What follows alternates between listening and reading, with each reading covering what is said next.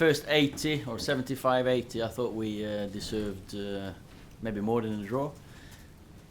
Towards the end, you might just say that we didn't deserve anything.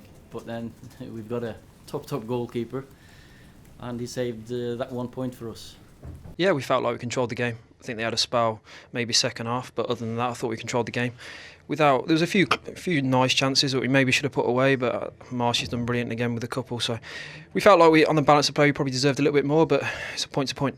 Certainly, towards the end of the second half, I thought we were in the ascendancy, looked more likely to win the game. Obviously, had an outstanding chance right at the end from Ozzy Al-Saidi, which obviously if we'd have converted that one, that would have won the game for us. But in the end, we take a point. It was important today, given the circumstances of Cardiff and where they find themselves. It was always going to be difficult, so we had to make sure that we didn't give the crowd too much to get behind their team. And I thought we nipped that vociferousness from the crowd. I thought we nipped that in the bud, and all in all, looking back at the game, I think we were reasonably happy with the point we got. Yeah, I think 100% penalty. Still feels a bit of pain now. Probably was a very good solid contact on my ankle, so I even have some pain in my knee now. So yeah, I think it's a clear decision. I was first on the ball. He really kicked my foot. No, I still feel what I felt at the time, that it's not a penalty, but I accept that Howard's got to make a decision there and then.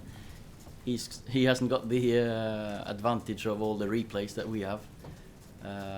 But for us, of course, it galvanised everyone in the dressing room. We felt hard done by. Didn't have to say a lot at half time, apart from maybe trying to control the emotions, because that's important when you get decisions like that against you. You can't make him change his mind. Yes, it's possible. You can take examples like Crystal Palace. They won games that they didn't expect to win. They're still in it. I think so. I think a few games you could see Cardiff were unlucky away at Everton, at Spurs. If they can do that in the next games, they're still in. 2 wins out of 3 games. If anyone says it's impossible, there's no need to play in Premier League.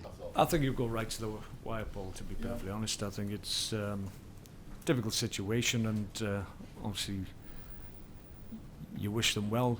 The game's over now, and as a Welshman you'd obviously like Cardiff to stay in the league.